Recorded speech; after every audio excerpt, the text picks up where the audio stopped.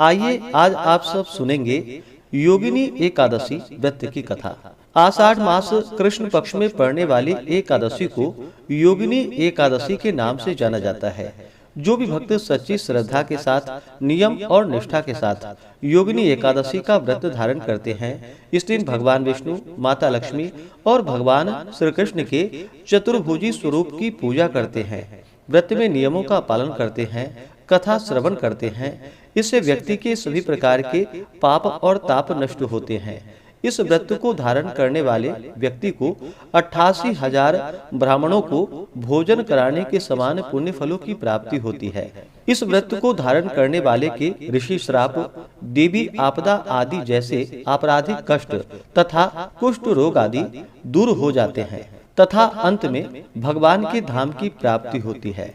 आप सभी भक्तों को योगिनी एकादशी व्रत की ढेर सारी शुभकामनाएं।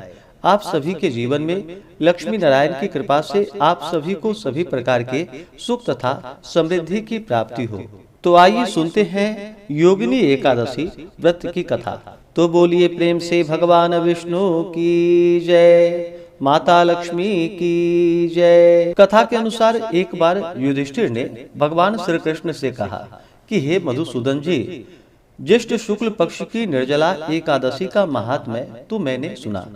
अब आप आगे के आषाढ़ मास के कृष्ण पक्ष की एकादशी का क्या नाम है और क्या इसका महात्म्य है, आप कृपा करके मुझसे कहें। तब भगवान श्री कृष्ण चंद्र ने कहा कि हे युधिष्ठिर, आषाढ़ मास के कृष्ण पक्ष की एकादशी का नाम योगिनी है और यह एकादशी त्रिलोक में मुख्य है। अब मैं पापनाशिनी पुराण की कथा कहता हूँ, उसको ध्यान पूर्वक सुनिए। कुबेर नाम का एक राजा अलका नगरी का स्वामी था। वह राजा श्री भूतनाथ भगवान शंकर जी की पूजा में सर्वदा ही मग्न रहता था। पूजन के हेतु पुष्प लाने वाला जो मनुष्य था उसका नाम हेममाली था और उसकी स्त्री का नाम विशालाक्षी था। एक समय हेममाली पुष्प लाकर अपनी स्त्री से कामवश होकर घर में ही रह गया। महाराज कुबेर देवगृह में पूजन कर रहे थे। मध्याह्न का समय हो गया। राजा पुष्पों की प्रतीक्षा कर रहा था, परंतु हेममाली तो अपने घर में स्त्री के साथ आनंद विहार करने में निमग्न था। उसको पुष्पों का ध्यान भी नहीं था।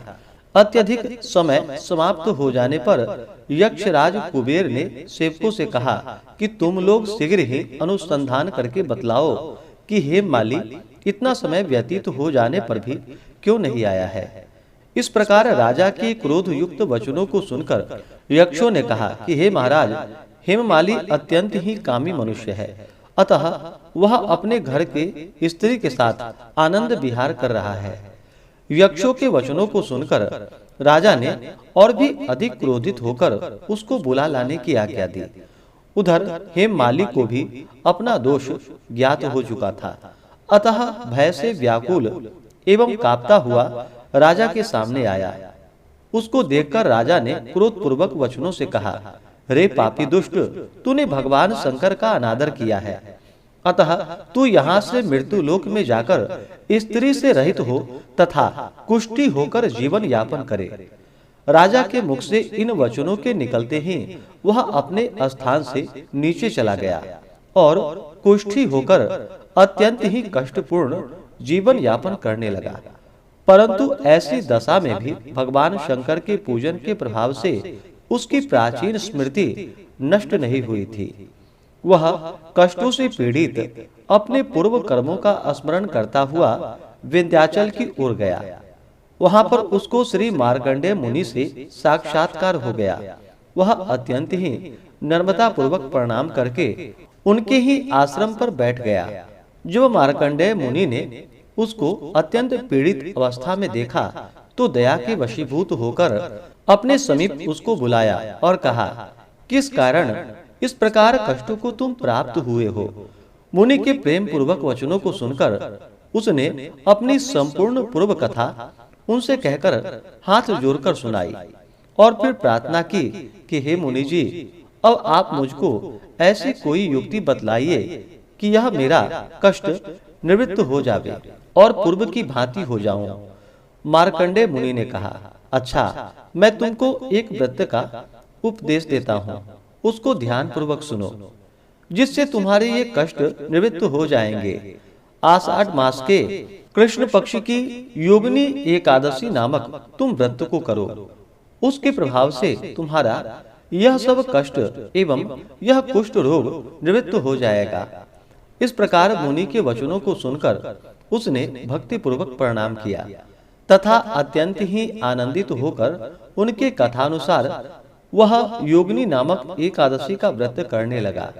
तत्पश्चात व्रत के प्रभाव से वह सब रोगों एवं सभी कष्टों से मुक्त होकर शुद्ध तथा सुंदर स्वरूपवान हो गया। हे राजन, इस प्रकार महत्व प्रदान करने वाला यह व्रत है। 88,000 ब्राह्मणों को भोजन कराने से जो फल प्राप्त होता है, वही फल इस योगिनी नामक एकादशी का व्रत करने से होता है। इस व्रत को मनुष्यों को अवश्य ही करनी चाहिए। तो बोलिए प्रेम से भगवान विष्णु की जय, माता लक्ष्मी की जय।